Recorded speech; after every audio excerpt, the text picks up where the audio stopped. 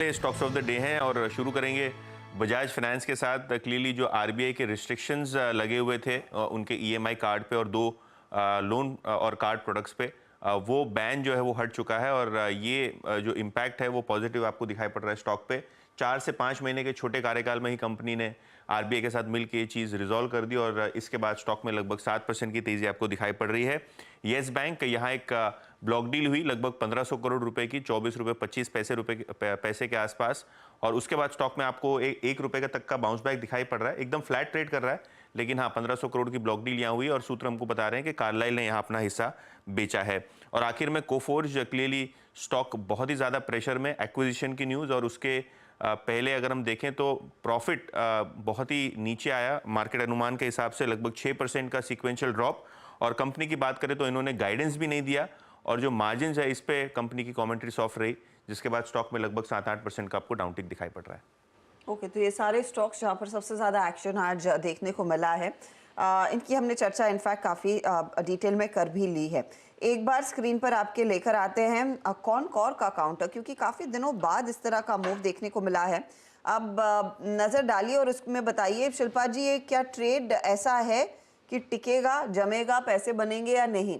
काफ़ी अरसे बाद इसमें करीब 1-1.5% तक का एक्शन बनता हुआ।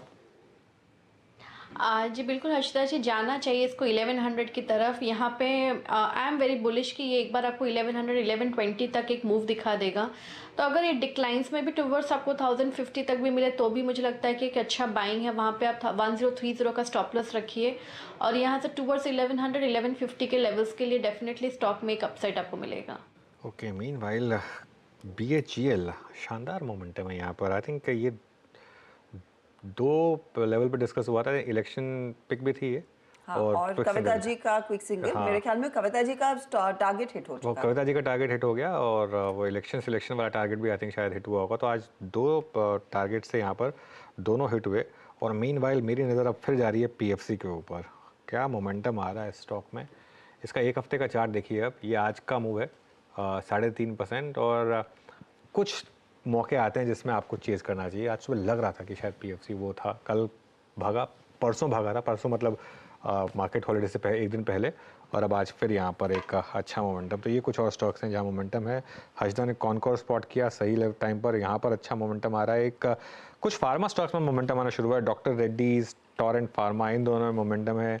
आईटीसी इस समय निफ्टी की हेल्प कर रहा है। कल टाटा कंज्यूमर थोड़ा कोलैप्स हुआ था टुवर्ड्स द एंड, लेकिन आज टाटा कंज्यूमर यहाँ पर एक रिकवरी आ रही है। एक बार टाटा कंज्यूमर लेकर आइए।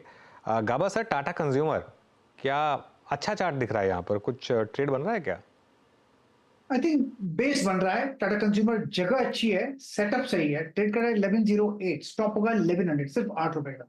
अगर यहाँ से अपमूव मिलता है तो 1140 जा सकता है। ये 1 या 2 दिन लग सकते हैं, लेकिन मुझे लगता है 1140 पॉसिबल है, अचीवेबल टारगेट है। ये बायस ऑन द अपसाइड है टाटा कंज्यूमर में। टाटा कंज्यूमर में अच्छा खासा मोमेंटम बना है। इनफैक्ट पोस्ट नंबर्स ये स्टॉक धीरे धीरे करके अपनी चाल फिर से मजबूत कर रहा है। इनफैक्ट टाइटन एक बार देख लेते हैं, नतीजों से पहले कुछ हरकत है या नहीं। हल्का सा इजाफा, करीब 0.5% तक के गेन्स। प्री नंबर्स कोई ट्रेड लेना बनता है क्या?